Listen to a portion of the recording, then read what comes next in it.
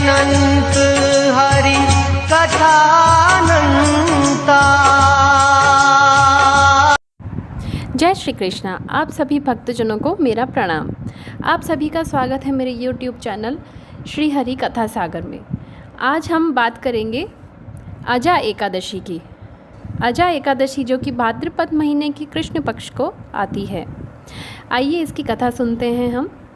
एक समय की बात है, कृष्ण से अर्जुन ने बोला कि हे पुंडरीकाक्ष, मैंने श्रावण शुक्ल एकादशी अर्थात पुत्रदा एकादशी का सविस्तार वर्णन सुना। अब कृपा करके आप मुझे भाद्रपद माह के कृष्ण पक्ष की एकादशी के विषय में भी बताइए।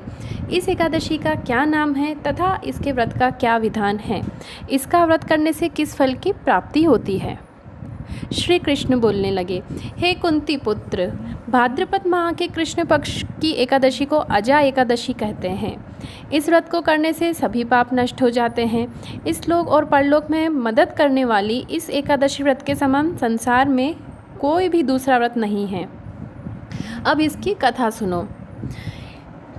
पौराणिक काल में भगवान श्री राम के वंश में अयोध्या नगरी में एक चक्रवर्ती राजा हरिश्चंद्र नाम के एक राजा राज करते थे। ये वही राजा है जिसके बारे में लोग कस्में खाते हैं, राजा हरिश्चंद्र। ये राजा अपनी सत्यनिष्ठा और ईमानदारी के लिए प्रसिद्ध थे। एक बार देवताओं ने उनकी परीक्षा लेने की योजना बनाई। राजा ने स्वप्न में देखा कि ऋषि विश्वामित्र को उन्होंने अपना पूरा राजपाट दान कर दिया है।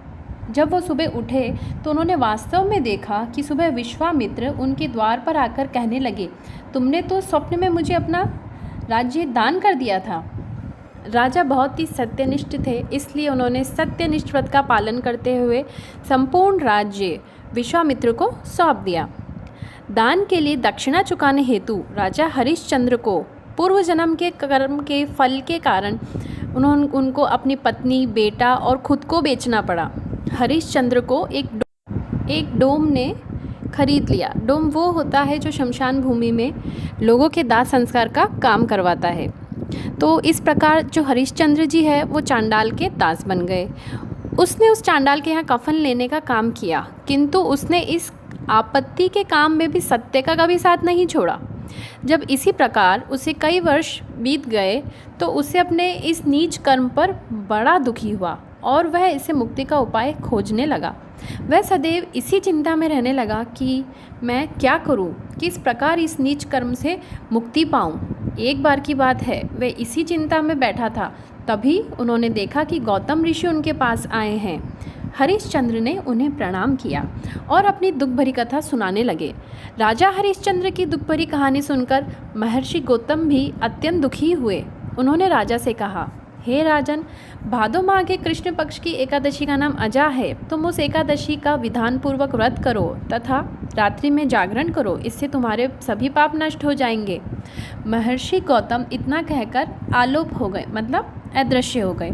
अजा नाम की एकादशी आने पर राजा हरिश्चंद्र ने महर्षि के कहे अनुसार विधान पूर्वक उपवास तथा रात्रि जागरण किया। इस व्रत के प्रभाव से राजा के सभी पाप नष्ट हो गए।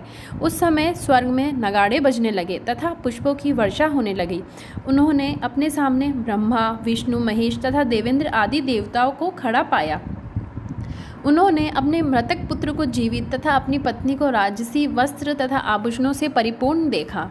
व्रत के प्रभाव से राजा को पुनः अपने राज्य की प्राप्ति हुई। वास्तव में एक ऋषि ने राजा की परीक्षा लेने के लिए यह सब कौतुक किया था, परंतु अजा एकादशी के प्रभाव से उसकी सारी माया समाप्त हो गई और अंत में हरिश्चंद्र अपने परिवार सहित स्वर्गलोक को गया।